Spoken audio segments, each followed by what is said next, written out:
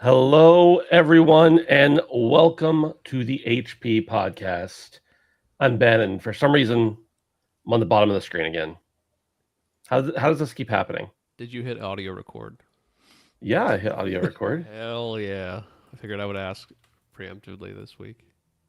Oh, this Which is a isn't really disaster. preemptive because the show already started. But I also called it out earlier because I was afraid if I didn't, I would miss it. I did notice that. That would have been the good time to remind me. yeah, Did you actually hit the button? better late than never, I guess. Actually, it's not. it's.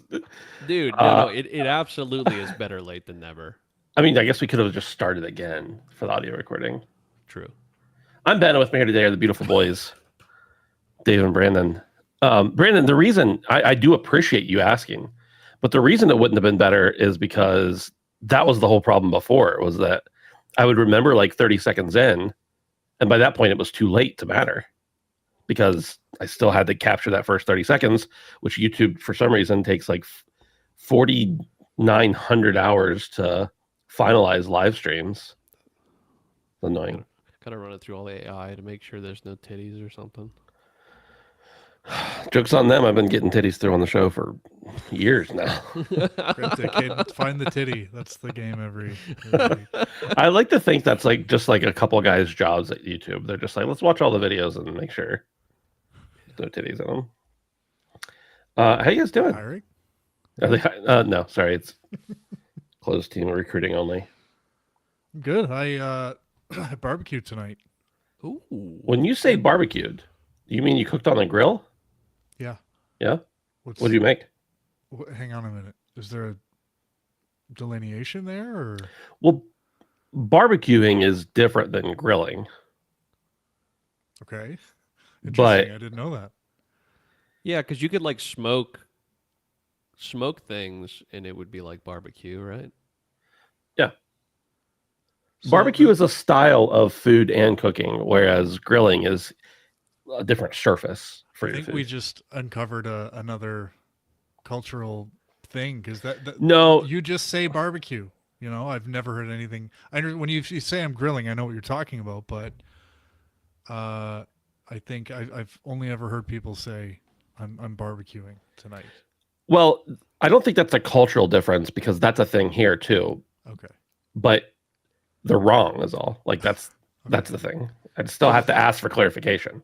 So what happens if you're grilling something and there's no barbecue sauce involved whatsoever? Is it still barbecuing? Are you using a barbecue? Well, No, there's a big difference using there a too. Grill. Well, the grill is maybe the problem is we're calling the cooking tool the wrong thing. Maybe it should be called a grill, not a barbecue. That's It what is I'm called a saying. grill, not a Yeah, barbecue. That's what I'm saying. Well, Yeah. it's also called a barbecue, but Well, only by the people who are wrong. okay. How was it though? What did you have? I had sausages. Oh, Yeah. And the only reason I wanted to bring it up is just as a friendly reminder, my weekly PSA, the power of omniscience that I'll provide to the audience. Friendly reminder that barbecuing or grilling outside throughout the fall and winter is not only acceptable, but I think preferred. It's starting to get colder now. And I'm guilty of this too. The weather starts to get warmer and I just feel like grilling stuff outside. Like I want steaks, I want sausages, I want all that kind of stuff that is just synonymous with hot weather, a barbecue blazing in front of you, a cold beer, but then like I get up the courage to like grill a whole fish in like January and I'm like, this is the greatest thing ever. It is so warming and nice, and it's so I guess just friendly reminder, give your barbecue some love throughout the winter months because it's still just as good, if not better. The Sucks biggest- having to go outside to cook, obviously, but True. and getting the snow off it if you live up here. But yeah, the biggest problem I have with what you just said is that you think fish is sometimes good on the grill or at Dude, all. It's so good on the grill. Yeah. You are mad tripping. I just don't really like fish. See, you were dead wrong whole for that. grilled fish with like the bones in it and stuff. Still, White Yeah, I mean, fish. I've definitely had fish that I like, and I don't hate seafood in general, and I like seafood in general. But just typically when people make fish, it's not good. Yeah. It tastes like fish. Well, when it's I got mean- that char on it, there's something. Yeah. Yeah, When it's got that char on it, and you just kind of like put it on the table, and you just kind of like pick at it. It's really good. But, Yeah. to each their own. You know, as you said with the barbecue nomenclature, some people are just wrong. So when it comes to fish, some people like you, Ben, are just wrong. Yeah, No, but there's also, a Ben, difference. I'm stating mine as an opinion, and I'm also stating as a fact that that is the incorrect word for what you did tonight outside. That's your opinion. Ben, listen though. Much like fish tasting bad when somebody makes it, literally anything can taste bad when somebody makes it. Correct. I've met some people, so like maybe it just isn't that you don't like fish, Ben. Maybe it's No, I've had better fish. I don't like specific types of fish. Like I don't like tuna really. that's Like, blasphemous. But tuna can be good when mixed with other things. What about like sushi tuna? Yeah, again, that depends on the quality of the tuna. So it's not just an all or nothing for me. I'm not going to say I'll never eat fish. Only But- Siths work in absolutes, and you're not a Sith, Ben. Correct. Yeah, not in a long time at least.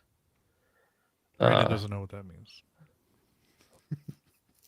Get this dumb shit out of here. But I mean, like, pissing me off. just in general, I'm never. I'll eat fish and even think it was good, but I'm never going to be like, man, I want some fish.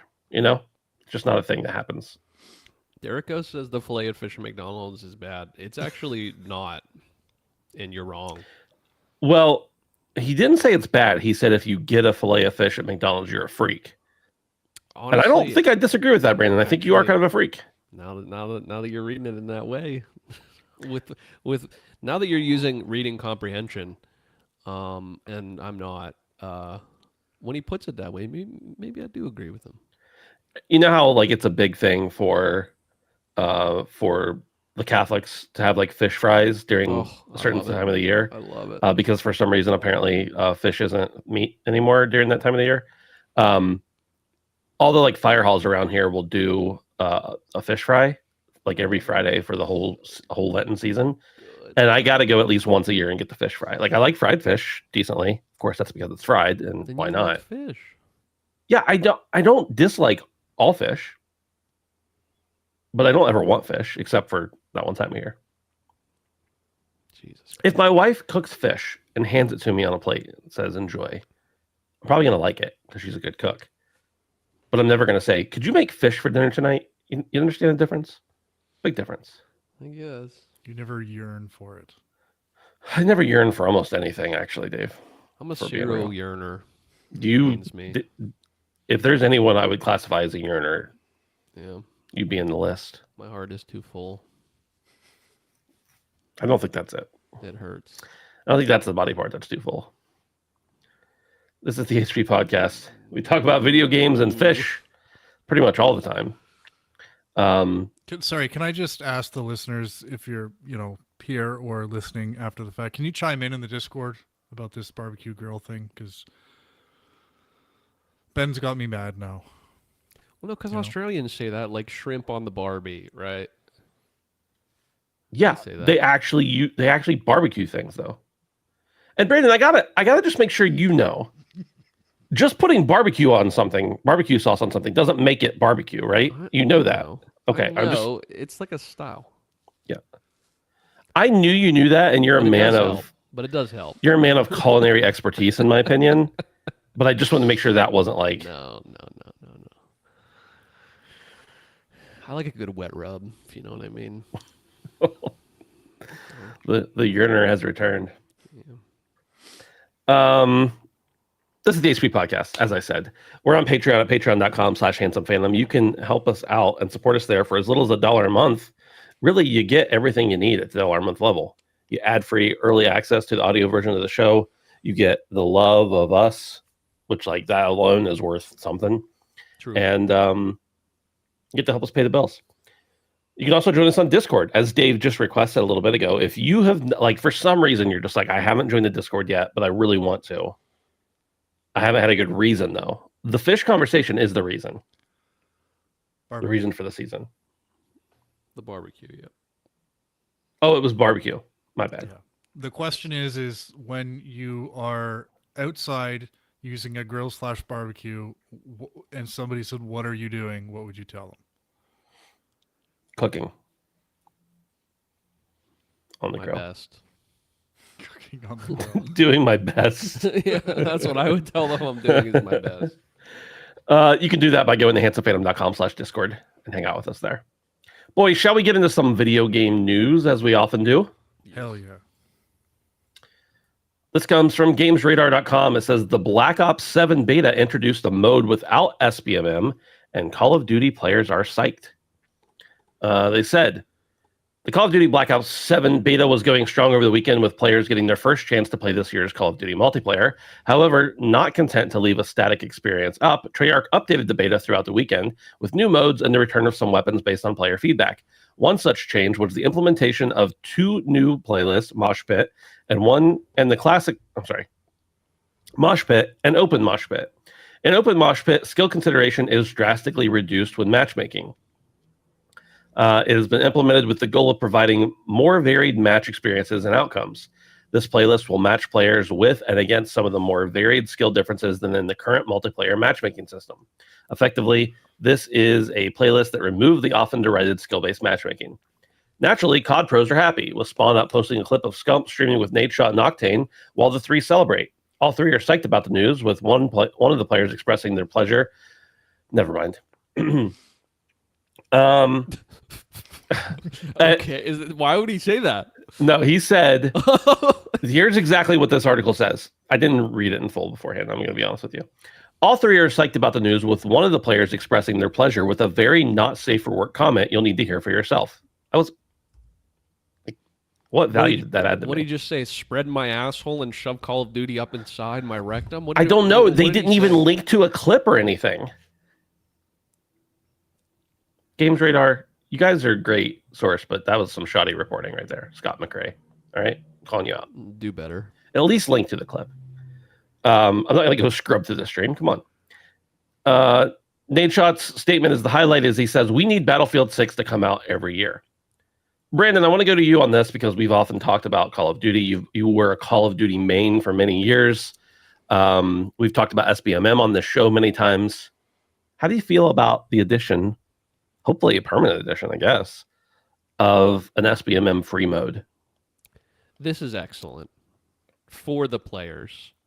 And I think that much like when Fortnite first introduced Zero Build and they found that a lot of people were playing it, I think the audience will speak about this when it launches. If this is truly as good as I believe it to be, and most people online have wanted this for a long time, then I think when they see the numbers, this will be a continued thing in the future. I would caution all the players, though, to kind of think about why this is happening. I think that the only time that Call of Duty really gives a fuck about anything the players think is whenever their money starts to get messed with.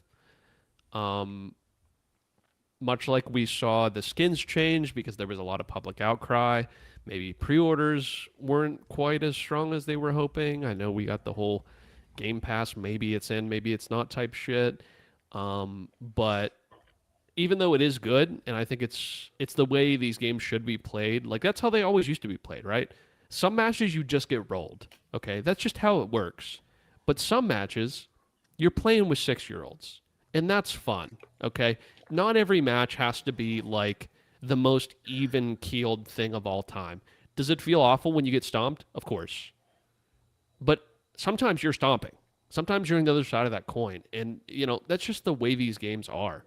And that's the way it should be, in my opinion. I don't have to feel like I need to sweat constantly to kind of have a fun experience. But even though this is good, I think that the audience will speak. And as long as it's popular, it's possible that people like to bitch about this online and don't actually put their money where their mouth is. But if I had to guess, I think this will be an incredibly popular playlist if they do choose to bring it into the main game. And I would caution anyone, like I said, I'll just reiterate, to think about why they're doing this. And think about what that says about them generally and how they feel about you paying for their game when it takes the most extreme things to make them do something people have been asking about for many, many years at this point. Which, albeit, doesn't really seem like it would be that difficult of a thing to turn off. I'm not a game coder, but of all the things, of all the making the maps and recording the sounds and, doing map layouts and everything, turning off a feature on a game like SBMM, I can't imagine it's the most complex of all things to do, because they adjust it all the time and they've been adjusting it for years. So, yeah, this is good, but like I said, grain of salt, because really this means that they don't give a fuck, and they haven't given a fuck. And we kind of know that. We've talked about like the downfall of Call of Duty in recent years and the shift in their art style and the tone of their games. But now that that's kind of coming to a head, something that the players have been asking for is getting added, and that's only because things have changed for the worse for them and not for the player. So, Brandon, you made the statement that sometimes you're playing with 6-year-olds, and it reminded me the other night, our buddy Jimmy and I were playing Hunt Showdown, and they just added in a feature where if you have 2 people, you can get a third random, which is a feature in a lot of other games. It took Hunt like 7 or 8 years to add it, but whatever, like it's here now. Yeah, just a random matchmaking. Anyway, Jimmy and I were playing with somebody, and when I think of Hunt Showdown, like when I think of Fortnite or Call of Duty or whatever, I'm always assuming that whoever I'm playing against is much younger than me. But we were playing Hunt Showdown, and you don't get that impression from Hunt Showdown. And we're playing, and it's like this so little gritty, tiny voice pops up, Yeah. and I was like, that was disorienting, because we're like in this dystopian, not dystopian, but like zombie world, and he's wearing like this uber dark skin. It's a very gritty game. He's like, hey guys, I think I got him. I think I hit him. It was very odd. I would have kicked him. You can't do that in that I would have game. left. Dude, I always disrespect kids when I get a chance on video games. We just didn't really talk to him, and then at the end, we won the match, and at the end, Jimmy said, "Good job, buddy," and then we left. Dave, what do you think about SBMM free Call of Duty? There were some interesting words that they chose to include in the article, and one of them in the first paragraph was the beta was going strong, which I think is an interesting way to look at it. So I think the popularity of the Battlefield 6 beta has been well documented, and grain of salt, these numbers are Steam, and I don't think Call of Duty is a traditionally Steam game, whereas Battlefield is definitely, it has its audience everywhere, but Steam is probably makes up a bigger chunk of it than COD does. So with those numbers in mind, 521,000 concurrent players on Steam during Battlefield 6's open beta, compared to Black Ops' 7 open beta, which reached a peak of 99,000. So 500,000 versus 99,000.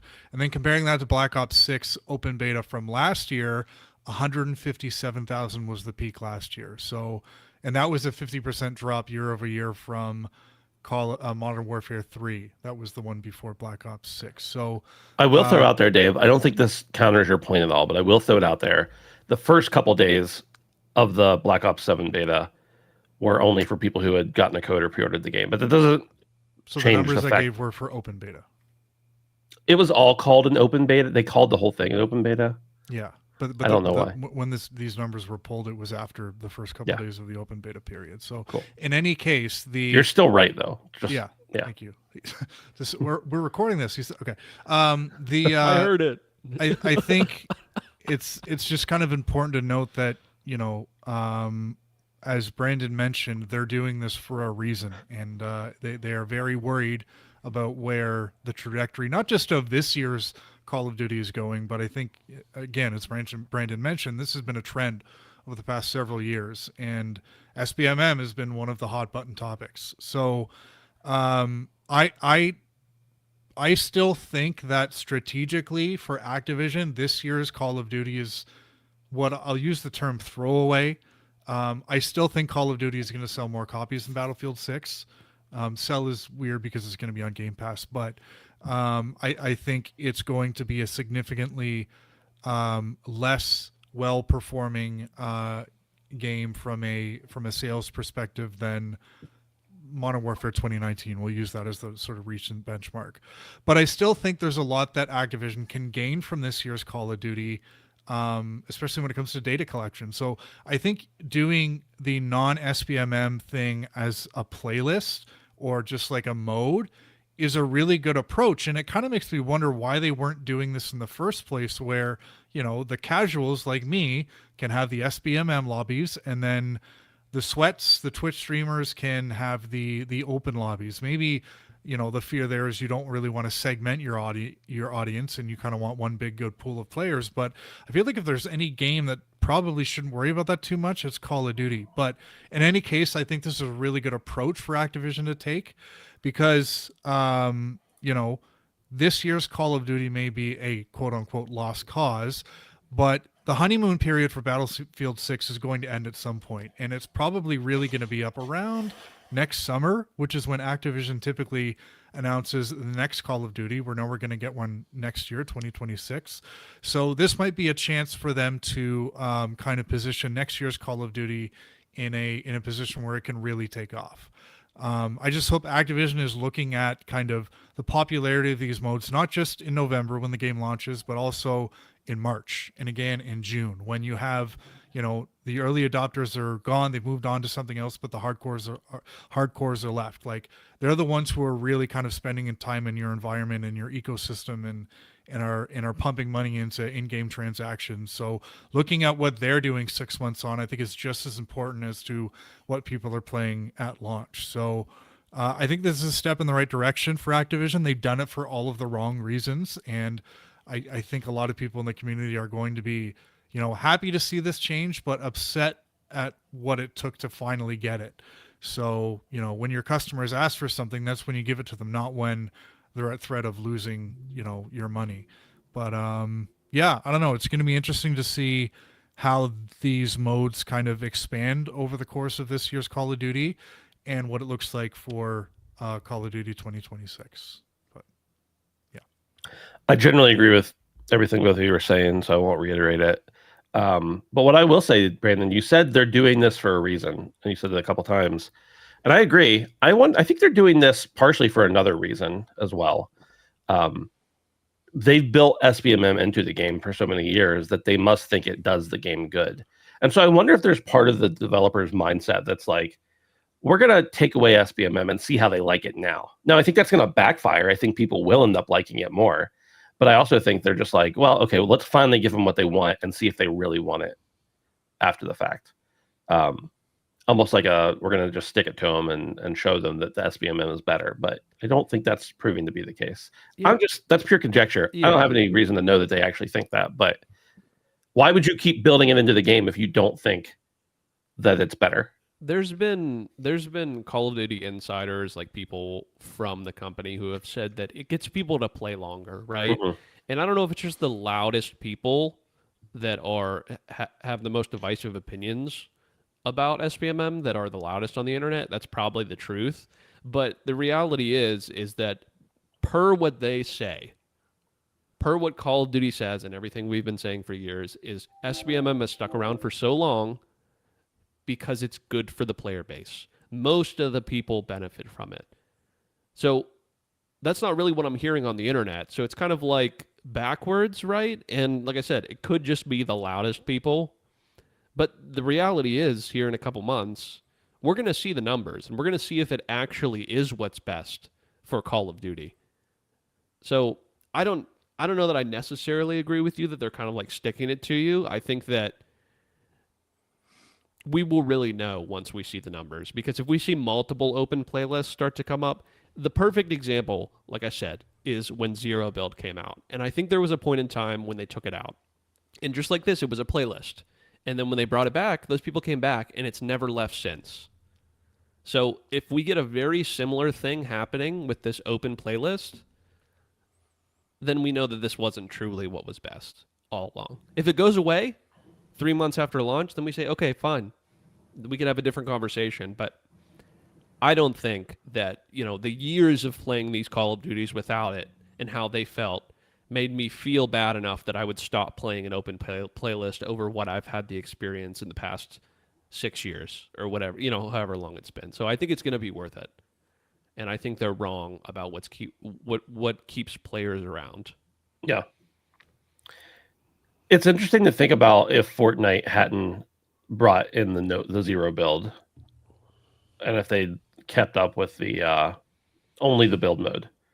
Like, there's a world, I don't think it's a likely one, but there's a world in which eventually that game dies, not because it's been around for so long, but because nobody new can get into the game because everybody's so great at building because they've been playing for so long. Exactly. It levels the playing field by a lot. Plus, like, I'm somebody who I used to be decent at building in Fortnite. Nowadays, I don't even bother. Like, why? If I play, which I don't even play anymore, so I'm not really the target audience here. But my point is that, like, if there was only the build mode available now, there's even less of a chance I'm hopping in here and there because I just don't want to do that. If there was no zero build, I would probably have like close to 100 less hours in the game or something like that. You know what I mean? Like, I just would have stopped playing it a long time ago. That experience just turned into something I wasn't interested in. Right. Yeah.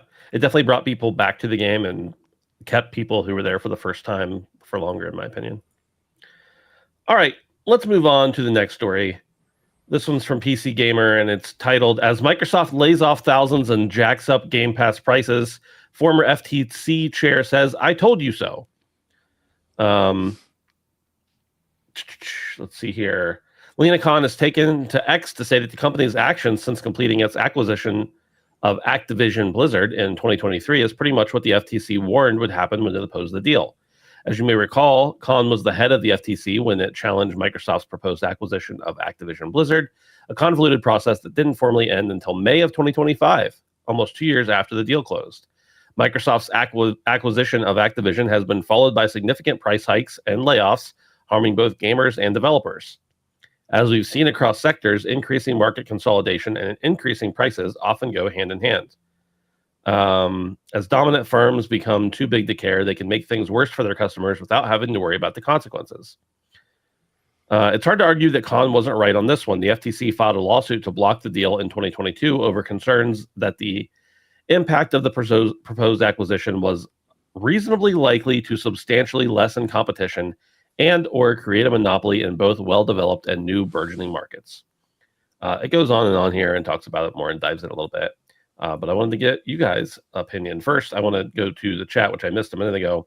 Radix says, "Do you agree that zero build was made for old heads in mind?" And yes, I do. Dave, what do you think about Lena Khan's comments here on the Microsoft acquisition of Activision, price hikes, layoffs? Think it's related, unrelated? Yeah, I guess the question is she right? Is what she's saying are the price hikes and the layoffs and all that bad stuff that's going on in the industry a result of too much acquisition going on? And I think I have to understand her bias here, which is she works for the FTC, which is a body that, their sole purpose is to ensure that competition is maintained and everything's pro-consumer. And generally speaking, a big fish eating a slightly less bigger fish in a market is not good for competition and consumers. So there's a bias here. But the problem is developers who are not directly linked to Microsoft and Activision are laying off or shutting down, and publishers and hardware makers who are not directly linked to Microsoft or Activision are also increasing their prices. So I think to kind of blame this on anti-competitive practices such as a major acquisition or acquisitions, it's a little bit short-sighted because there's a lot of other things that are going on. Tariffs, the world's wide, the state of the worldwide economy, inflation, that kind of stuff. I think that's probably more to blame for this. And, in a world where, in an alternate universe where Microsoft did not acquire Activision, I'm pretty sure this stuff would still be happening. I don't necessarily think, the jacking up the price of Game Pass and closing a bunch of now owned Microsoft studios. I don't necessarily think, that wouldn't have happened without the acquisition, but I don't know. I think there's other things happening here, and she's just kind of had an opportunity to say, I told you so. But I don't know. It's kind of like it's kind of a shitty thing to come out and say when people are losing their job and people that can't afford to buy video games anymore. But yeah, I don't necessarily think that I agree with her saying that, you know, this acquisition is the cause for all these things. So yeah, definitely a bias here, and I don't think I'm on the same page as her. Yeah, it's not just a trend within the games industry, it's a trend in the world. Yeah. Prices everywhere are going up. People are getting laid off everywhere. So I think I tend to agree with you. Derek says, didn't she also say that Microsoft would become a monopoly and make everything exclusive? I don't remember the exact wording, but yeah, that was also a comment. And hey, maybe it can still happen. I don't know, but it hasn't happened yet. Brandon, what do you think about this? Yeah, I know you were really itching to talk about the acquisition of Activision once again. So yeah. I think that if you take everything else out of the equation and just look at Microsoft itself, I think it's not the best faith thing to say, but I don't think it means nothing what she's saying. I think that if the acquisition wouldn't have happened, I think that these layoffs, that these companies closing would probably have taken a lot longer. But Dave said it. I mean, it probably would have happened anyway. I mean, companies are known for trimming the fat quite often. So, especially one of this size, you kind of have to. I think that it just kind of was more of a catalyst than anything else. But I don't think it's fair to say, and I'm in agreement with Dave, that the rest of the market really has a ton of effect on what this acquisition did. anything more to say about that one? Moving on then. This comes from GameSpot, and it says a majority of U.S. gamers buy a max of 2 games annually. If you pick up a new video game every few months, you are in the minority for U.S. players. Excuse me. That's because roughly 63% of American gamers buy a maximum of 2 games annually, according to research firm Circana. Taken further, 33% of the market overall doesn't even purchase 1 new title per year. Circana director Matt Piscatella shared these purchasing frequency nuggets on Blue Sky. They're part of the company's Q3 2025 Future of Games report. Hyper-enthusiast, price-insensitive players are really keeping things going, especially in the non-free-to-play gaming space. The data states that only 4% of U.S. players buy more than 1 game monthly. People who pick up 1 title per month account for 10% of the market, while 22% grab a game every 3 months. There's been a theory for decades that a large segment of players only buy Call of Duty or Madden each year, with both titles consistently sitting at the top of the U.S. sales charts. However, with free-to-play offerings like Fortnite and Call of Duty Warzone, it's possible that the share of people has grown larger. The massive launch of Switch 2 has helped buoy the U.S. video game market overall in 2025. However, in July, Circana reported that young Americans between ages 18 and 24 were spending a whole lot less on video games this year. The Call of Duty and Madden throwaway phrase that we use all the time, it's true, apparently. Brandon, I don't know that we buy a game every month, but we definitely, and I think Dave as well, and I know Dave as well. On average, yeah, definitely buy more than 2, all 3 of us. Now, granted, we're enthusiasts. We're in different ways involved in the industry. We buy indie games as well as AAA games, all the above. So I wonder if this formula only calculates like a certain metric that they can track, probably being like within higher end AAA games, or if it's inclusive of everything. Because I definitely don't buy a AAA game. I'm getting way off topic. I definitely don't buy a AAA game every month, but I for sure buy an indie every month at the least, at the minimum. But Brandon, I want to go to you first. Talk about this, your own habits as well as your impressions of the larger industry's habits. Yeah, I mean, I feel like the joke we've made has been a joke for a reason, and I feel like with the economic status of the world, to take a reading from people from the ages of 18 to 24, I mean, that is the most impoverished bit of information, of data that you could possibly get. So it doesn't surprise me that that's specifically. I would be more interested to see like what our age range, like the 30 to 45 would be, because I feel like those are the people that are spending more. But it doesn't surprise me to see that age range specifically, or even maybe later into the 20s, has less money. I have a couple younger friends who are very pressed for money, and I'm not surprised that a video game of all things, buying one a year or two a year, is not something that's on the top of their priority list. So, me personally, I'm very lucky. It's like one of my only couple hobbies that I have. And I spend a lot of money on video games. That's what I spend the most of my money on, aside from living and food. So it's definitely not Food is me. part of living. It's definitely not me in mind. Well, no. I separate it because it's pleasure as well, Ben. It's pleasure. Dude. How much do you spend on barbecue? Just out of curiosity. Are you talking about a new grill every year? Yeah, I definitely don't buy a new barbecue every month of the year. Yeah, okay. I'm like a solid 1 to 2 barbecues a year kind of guy. You do 2 barbecues a year? Bro. Now, do you mean grills or food? Let's get back to the basics. I'm confused. See, this is why words are important, Dave. Yeah, I don't have anything else profound to say about Dave, this. what do you got to say? We talked about this a few weeks ago about how competition has changed especially with like games as a service, because I think now, so I think if you go back like 10 years, what was king was day one sales, was full price sales before you have to put your game on discount, is how many copies did you sell at a retailer on day one, or, in your launch period. But now I think in video games, just as much as like several other mediums, retention is king. Like, how many hours are people logging in your game and how long are they staying there? So I think this kind of lends credence to the fact that people are buying less games, because the games that are out there, they're designed in a way to keep you in their ecosystem as long as possible.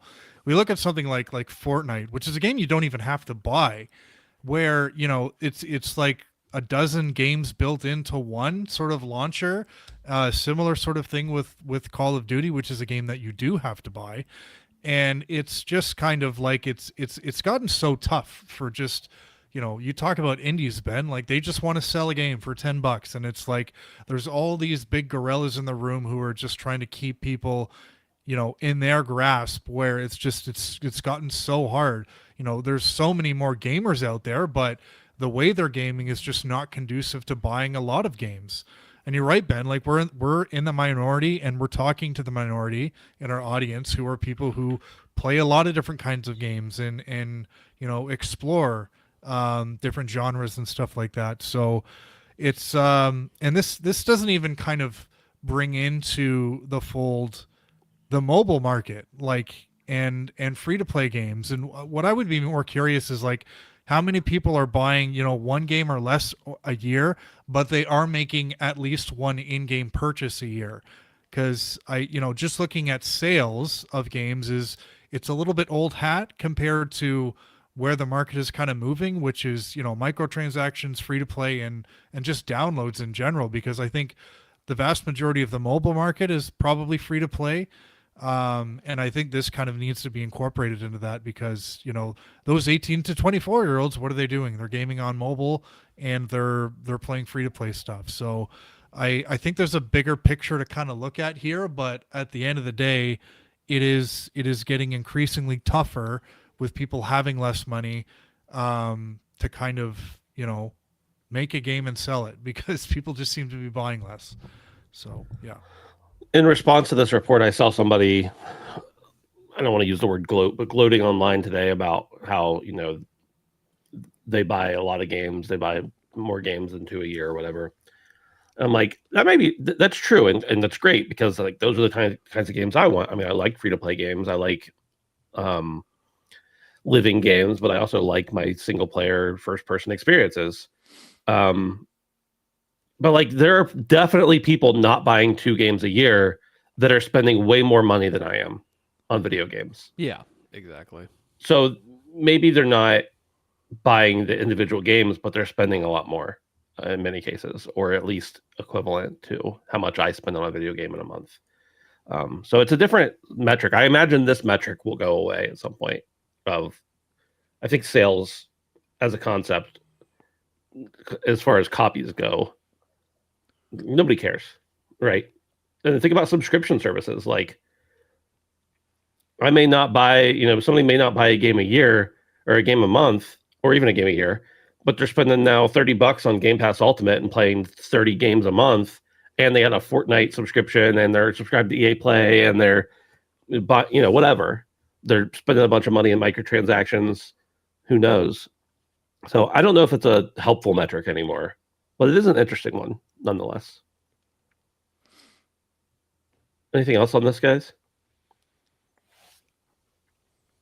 Let's move Buy on. an indie and leave a review, please. Leave a freaking review, man. Yeah. Don't go on the PlayStation Store and buy Ghost of Yotei. Play it. It's great. But don't go on there and be like, I got to leave them a review. Go pick up a $10 indie that released this morning and give them a review on launch day. You will pound for pound, dollar for dollar, Canadian nickel for Canadian nickel go way further than anything else you could do for a game not on Steam. Ben, do you know what animal is on a Canadian nickel? What animal? Yeah. A goose. A moose. Goose is on a loonie, $1. A duck. It's a loon. Oh, it's a beaver. On a nickel? Cute little beaver, yeah. Nice. What's he doing? He's just hanging out, not buying video games. What a bastard. PlayStation Plus monthly games for October have been revealed. They were revealed a little while ago. We'll talk about them, though. Alan Wake 2, Goat Simulator 3, and Cocoon. Also, starting last night, Midnight Murder Club is available as a game trial for PlayStation Plus. Man, that's a game that I played when it came out because Dustin owned it, and then I forgot about it 30 seconds later. Wonder how it's doing. Curiouser and curiouser. So Alan Wake 2, Goat Simulator 3, and Cocoon. Now, I don't subscribe to PlayStation Plus anymore. Brandon, I don't think you do. Dave, do you? I currently have PlayStation Plus. Okay. And I'm very happy that I have it because, as you may remember, last October I was craving a spooky game, and I played Alan Wake 1 remastered or whatever it was. So now I've got Alan Wake 2, and it's perfect time to play it. So, yeah, every once in a while we get a banger on PS Plus, and I know you guys are, you're not month to month, but you're probably not jumping in, but. Yeah, this is a really good reason. So if you don't have PS Plus, the question is playing Alan Wake 2 or Goat Simulator or Cocoon worth the $10 for 1 month? And then for me, it definitely is. But I already had it, so I got it to play Borderlands 4 on launch day with a buddy, and yeah, so I've got it for a couple more weeks. So I've got some time to knock out Alan Wake 2 before it expires. A couple more weeks. Are you sure? When did Borderlands come out? Like the 26th of September? No, it came out the week before. You're right. I'm getting close. Yeah. Yeah, these are not, it's not particularly tempting to me anymore, especially since I don't predominantly play on PlayStation. Honestly, if I predominantly played on PlayStation, I probably would keep a PlayStation Plus membership even at the lowest tier. But Dave, the question you're hypothetically posing here of, are those 3 games worth the price for a month? The answer is absolutely. Alan Wake 2, game of the year for me last year. Easily. Cocoon's supposed to be really good too. It is really good. I played it on Game Pass, actually, back when I had Game Pass. Derek O says September 12th. So Dave, you have 4 days left on your subscription. Check that. That doesn't sound right. I think it's next Friday, but you could probably get Alan Wake done in 4 days if you just didn't sleep much. I think you'd be fine. Number 5, and the last story for today.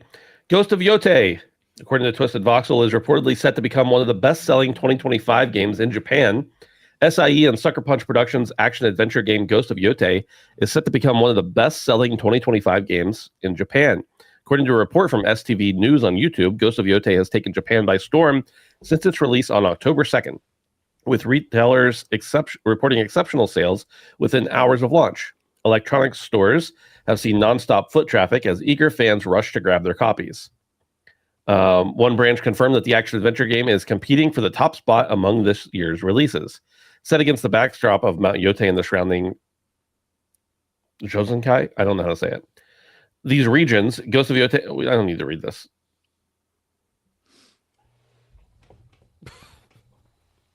Beyond its commercial impact, Ghost of Yotei is also revitalizing local tourism and craftsmanship in Hokkaido. Workshops in Niseko. I hate my life. When I read this stuff in my head, I don't think about how to pronounce it. I just read it. They've begun producing limited edition collaborative merchandise, including handcrafted magnets and pens made from locally sourced wood. Local artisans and officials hope the game's global spotlight will draw attention to the natural beauty of Mount Yotei and its surrounding towns beyond the winter ski season. Boys, this leads kind of into our What Have We Been Playing section. And that I've been playing Ghost of Yotei. But I wanted to talk about this game and Ghost of Tsushima's cultural impact, the reception and everything in Japan in general. Dave, what do you make?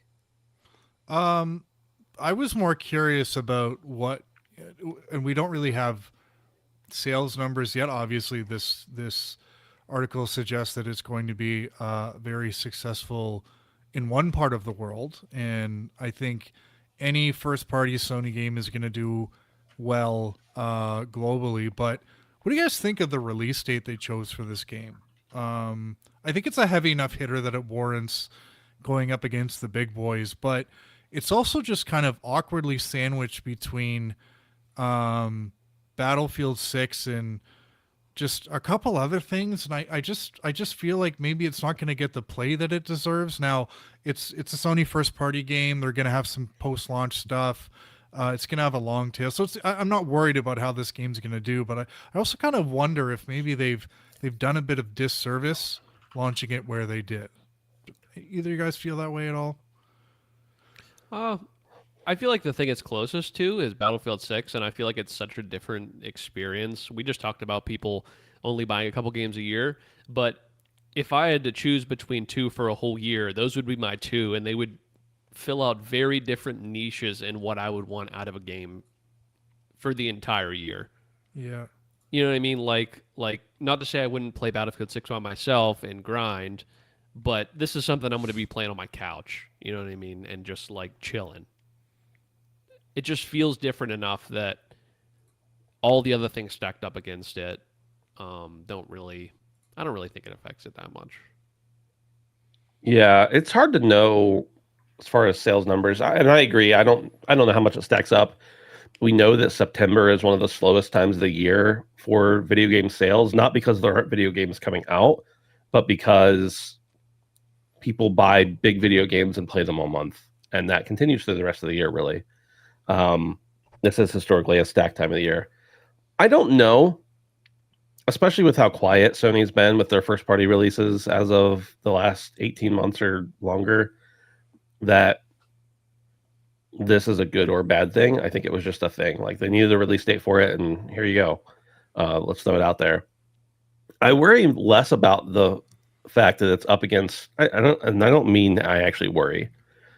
This game had basically zero hype around it that I could detect. And for me, who was like, Ghost of Tsushima was one of my favorite games of that year, if not my favorite games. That was Brandon's redemption for recommending Marvel's Avengers to me at full price, is that he also recommended Ghost of Tsushima like 2 days after it released, and I went out and bought it, and it became my obsession for several days or several weeks. So even for me, who was really high on the first game, I didn't really care about this game at all. I literally went and bought it on okay, I might as well just go buy it because I'm going to get it eventually. So I don't know. That's more of a concern that there's no hype around it. And again, I use concern very loosely, than that they left it out to die. I don't really know if that was the case or not.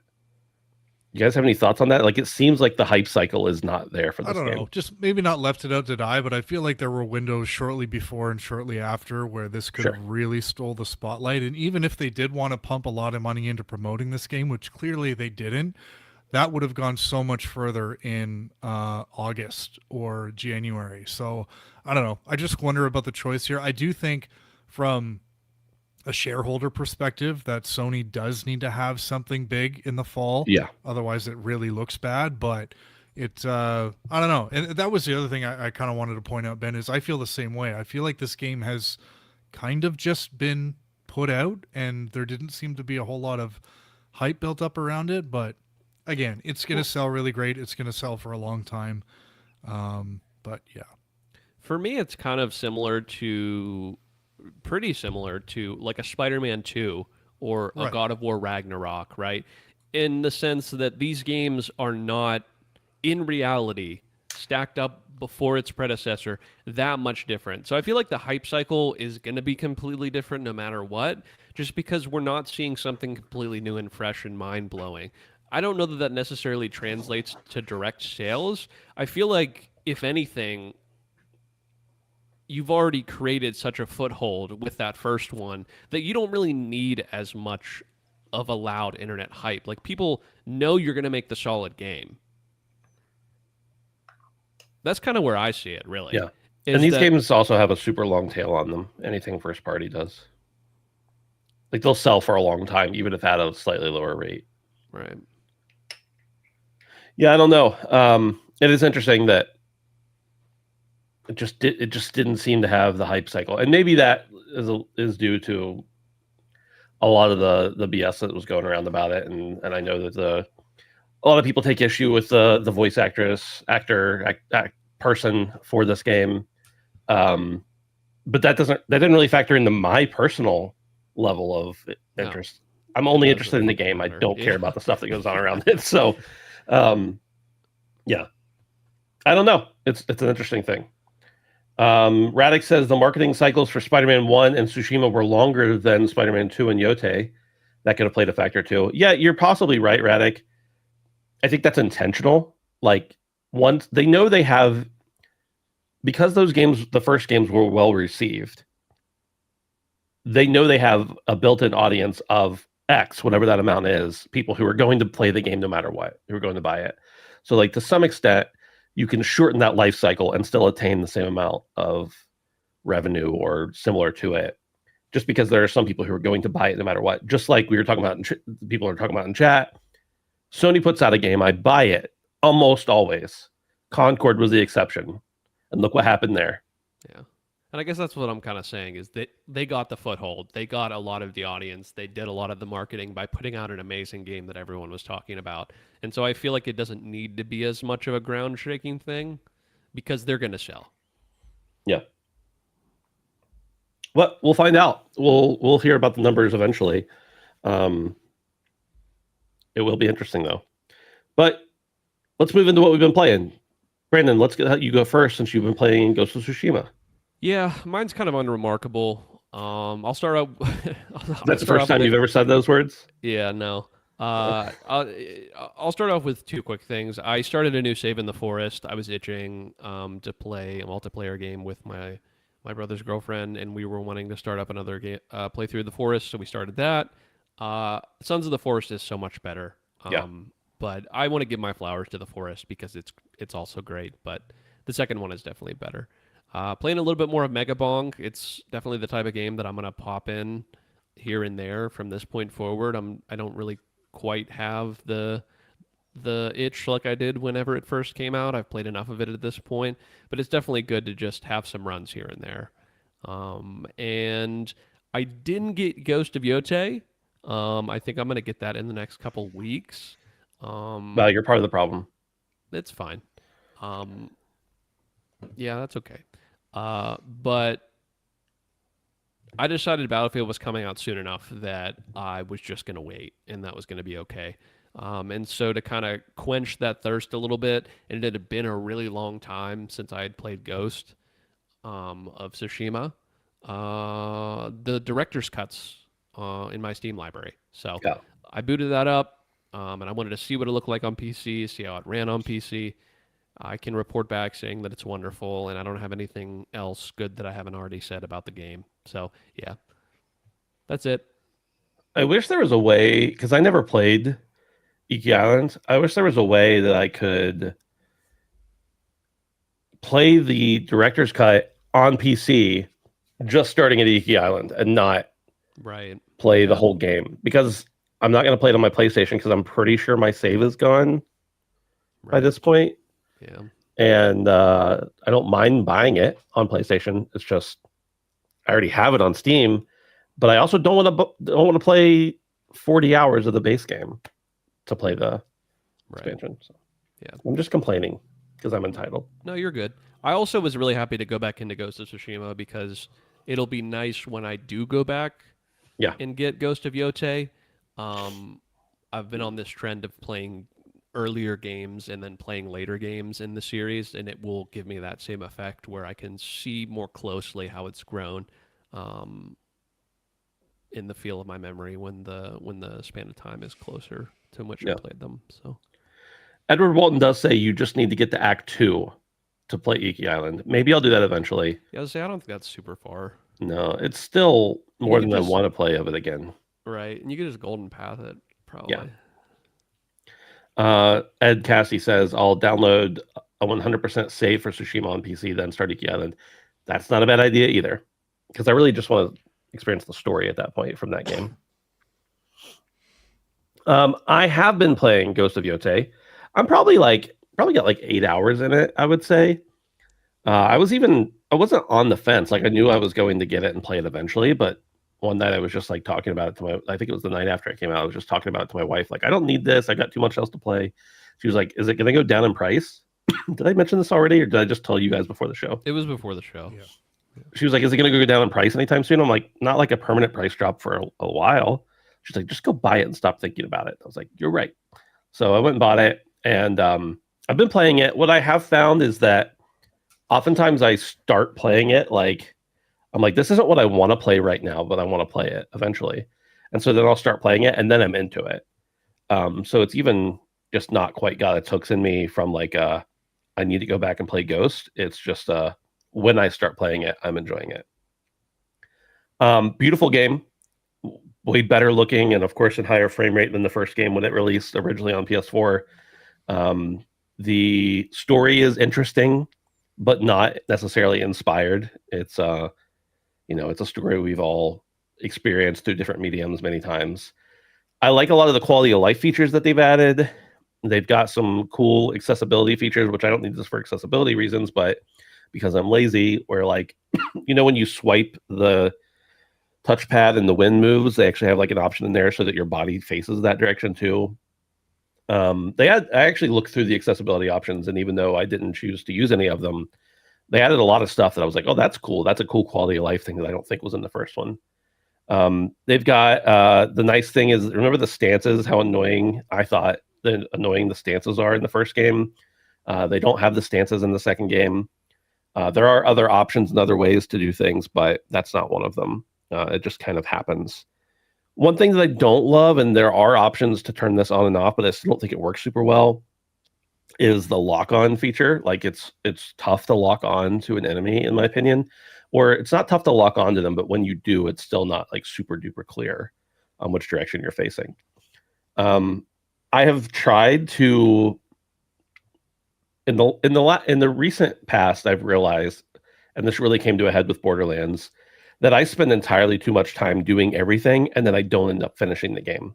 So I was trying to be a little more diligent about like golden pathing it, essentially. Not totally golden pathing it, but doing a little bit more in that respect. It's not worked out, but that's because every side objective and every side mission is actually really good. So that's a good thing, and also a bad thing for me in the way I play games. I will finish this game. I might not finish it as quickly as I wanted to. So overall, I'm enjoying it. I don't have a whole lot to say other than that the first 2 hours of this game are absolutely mind-numbingly boring. I'm not saying it's bad or the story is bad. I just wanted to get in and fight people and slash them to pieces. And instead, I was just sitting through hours of dialogue, it felt like. Again, it's not bad dialogue. It's just my I was playing Mega Bonk right before this. Like, I'm sorry, I just did not the attention. I might be 40 years old, but I have the attention span of. I'm not 40 years old actually. I'm 38 years old. I'm not even 38 years old. I don't even know how old I am.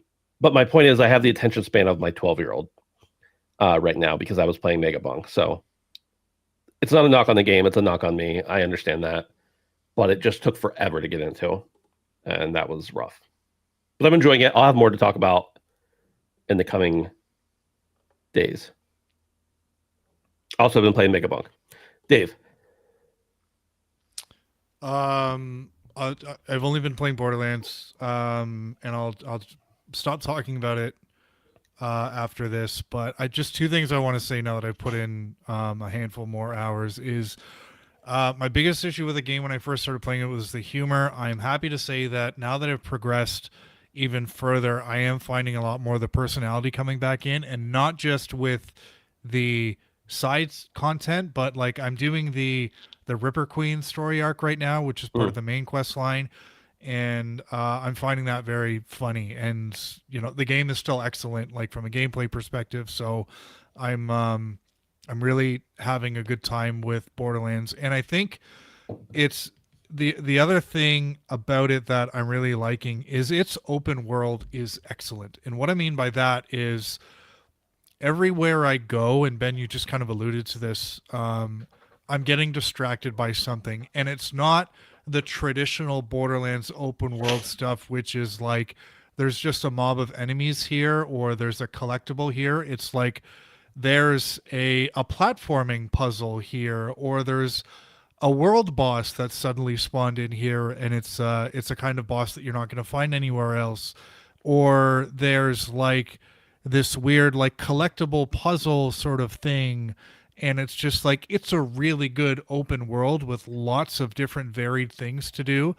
And having just done the platinum for Borderlands 3 earlier this year, I'm really appreciating the lengths that Gearbox have gone to not only simplify the map, but also make it much more engaging and interesting from an open world perspective. So if you're on the fence about Borderlands 4, I think it's definitely worth picking up at some point. And yeah, I'm looking forward to getting through and playing quite a bit more. But it's going to take me a long time because I'm getting distracted everywhere. And what normally happens with me in open world games is like the first 5 hours or so, I'm like, that's when I'm trying to do everything. And then I'm just like, okay, I want to finish this game. And then I just kind of like golden path it. But with this, like I'm spending a lot more time allowing myself to get distracted because I'm not necessarily going for the platinum, but I could see myself eventually getting the platinum in this game. And I haven't really looked into what the platinum is like, but yeah, definitely enjoying Borderlands 4, and I'll shut up about it now. Well, Dave, Radek would like to know, do you like it better than Borderlands 3 and the pre-sequel? Yes. And I am a pre-sequel defender. I think pre-sequel is one of the it's a really, really good Borderlands game, but I think it is the most well-rounded game in the series. And is it better than 2? Probably, for the map alone. And I actually went back and put a few hours into Borderlands 2 on my 360 earlier this year.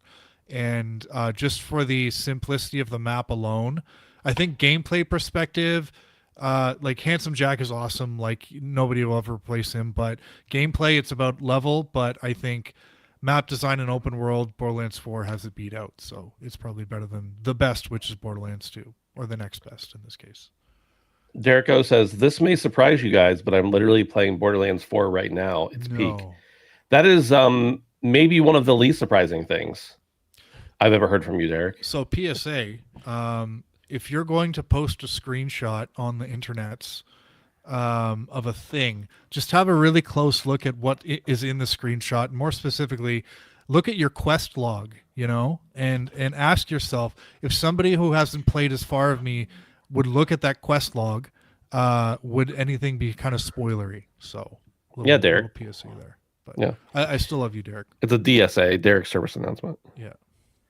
The funny thing is, I saw that screenshot, but I didn't look at anything other than what he was showing. I don't know why that's the first thing that jumped out at me, but it did. I still don't know what it was. I'm not mad. I don't want but to. But it was funny. yeah. Well, everybody knows that the main reason you played Borderlands is for the story. So. Moxie? Yeah, the story. Yeah. And Moxie. Yeah. She's got jiggle physics now, Brandon. Spoiler. You don't say. Yeah. You don't say. That's it for the show. Ended on a high note. Ended on a high note, as always. We don't always do this, but I wanted to go around and everybody mention what their favorite part of the show was tonight. My favorite part was when I couldn't remember how old I was. Thank you. My favorite part. I'm kidding. We don't really have to do that. I just wanted to point out. No, my favorite part was maybe just hanging out with the boys. Mhm. That It's always was my my favorite part. favorite part. My least favorite part was Ben belittling me. You can probably cut that into every episode, but belittling me about barbecuing, grilling. And again, please, if you're He listening, gave you a compliment. He gave you a compliment. jump into Discord and let me know. Is it barbecuing or is it grilling? What's the verb here? I just want to be clear, Brandon. I didn't give him a compliment. I stated that he was correct. There's a big difference there. That's practically a compliment. Brandon, speaking of hanging with the boys, I heard there may be an Applebee's night in the future. There should be. There should be an Applebee's Very soon. very soon. I don't know if it's going to be Applebee's, though. I think we might have made the switch to Chili's. It doesn't matter. I didn't know about the switch to Chili's. Nobody told me about it. I'll go wherever. Dude, it was just that they got these big-ass mozzarella sticks now. You know what I mean? And you can get the margs. I don't know. I mean, I don't particularly think of debate. either of them as fine dining, but I'll go anywhere with the boys. They're on the same level, though. Those two definitely are on the same level. Yes. But I would Chili's agree. has the slight upper hand. Yeah. That's it. That's it for the show. We appreciate everybody for hanging out, and we'll catch you next time. Goodbye.